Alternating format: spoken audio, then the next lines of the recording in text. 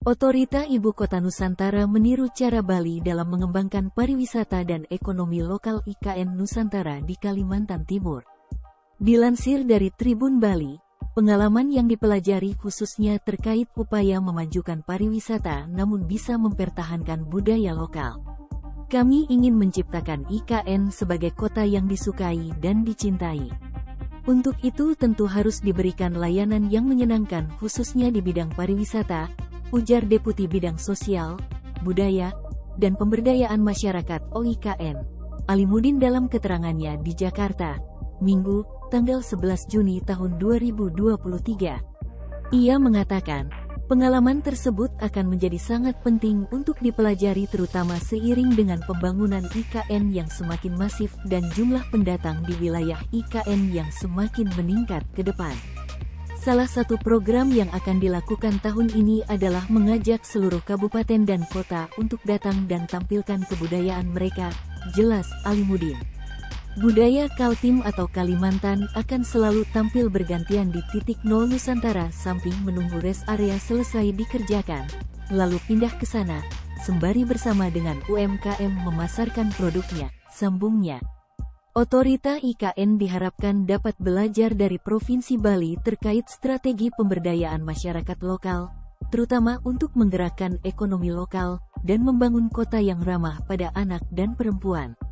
Kepala Bidang Industri Pariwisata dan Ekonomi Kreatif, Dinas Kebudayaan dan Pariwisata Provinsi Bali, Ida Ayu Nyoman Chandrawati menjelaskan bagaimana Bali melakukan transformasi ekonomi melalui peta jalan ekonomi Kerti Bali menuju Bali era baru yang hijau, tangguh, dan sejahtera.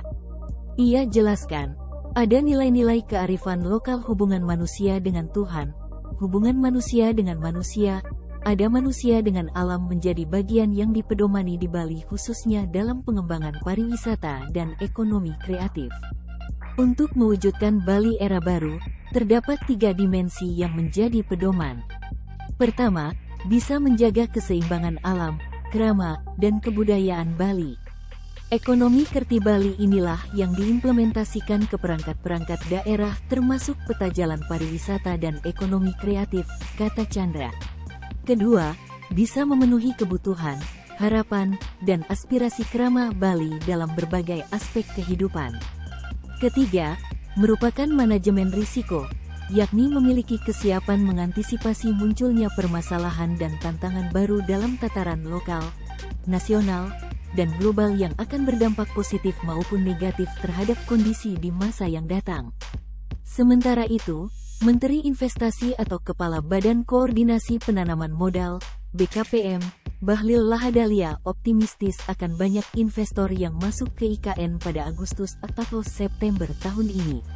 Optimisme ini muncul lantaran komitmen yang masuk ke IKN sudah mencapai 228 investor.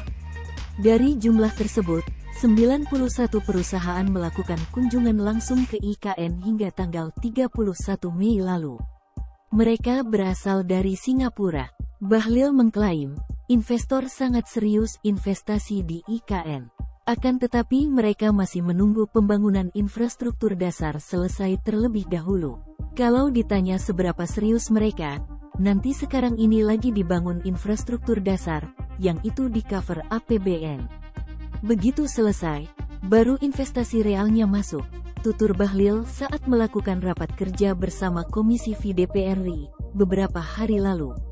Meski begitu, Bahlil belum menyebutkan rincian nilai investasi yang akan masuk. Sebab, dia akan memastikan terlebih dahulu kepastian investasi tersebut, karena saat ini masih bersifat komitmen.